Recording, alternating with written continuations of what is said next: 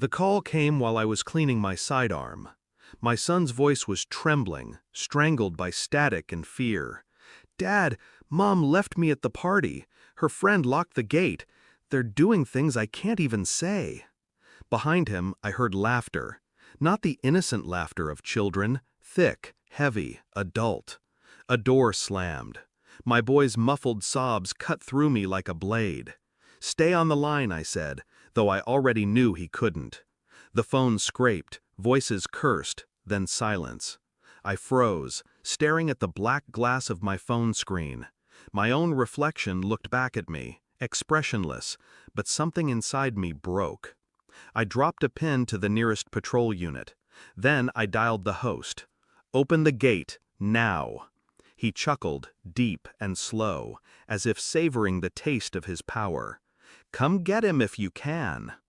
The streetlights outside my window flickered, then darkness.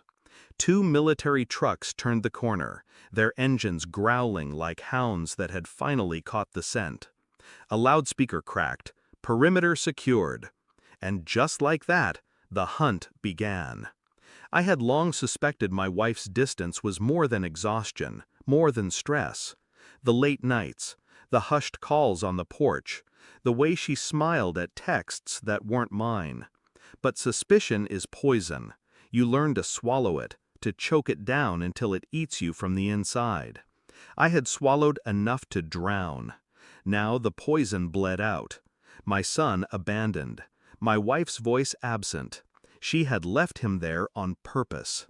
A betrayal doesn't roar when it arrives. It whispers. It pretends. And then, when you're unarmed, it slices deep. I walked the length of my kitchen, the floorboards creaking like an old confession. My mind replayed the sound of my son's sobbing, the host's voice, the muffled laughter. Her laughter had blended in before. How many nights had she already crossed that line while I pretended not to see? The truth was forming, slow and deliberate.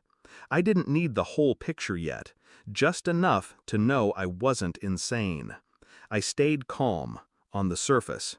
At home, I kept her coffee hot, asked about her day. She smiled, distracted, always half present, always hiding. But beneath the surface, I moved. Quietly, strategically. Phone records, bank slips tucked in the glove compartment. A perfume receipt for a scent she'd never worn for me. I tracked the host, the man whose laughter I'd heard over my son's crying. His name was already buried in files I wasn't supposed to touch. Military contractor, corrupt. He'd been at the same parties she claimed were just friends from work. I had a folder now. Numbers, names, locations. It sat on my desk like a coiled serpent. At night I lay beside her, eyes open, counting her breaths.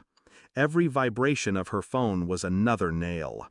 Every secret smile was another hammer. I let her think she was safe. I let her believe I was blind. Patience. Let the betrayal ripen. The proof came on a gray Tuesday morning. A message forwarded from an unknown number. A photo. My wife. Her hand on his chest. His hand on her thigh. My boy in the background, blurred, ignored. I studied it the way one studies a battlefield. Every detail mattered. The angle of her smile, the emptiness in his eyes. I didn't rage. I didn't break. Something colder took root inside me.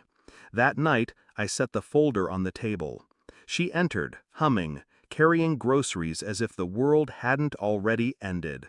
"What's that?" she asked. "Read," I said. Her fingers shook before she even touched the paper. The photos slid free. Her color drained. I didn't let her finish. No excuses, no words. She crumbled, hands covering her face, sobs muffled. I watched without blinking, without pity. I didn't scream, I didn't strike. My revenge was silence, sharpened into a blade. I slid the final paper across the table. Divorce filings, custody petitions, restraining orders. Already signed, already waiting. Her eyes widened. "You planned this. Yes. You knew? All along.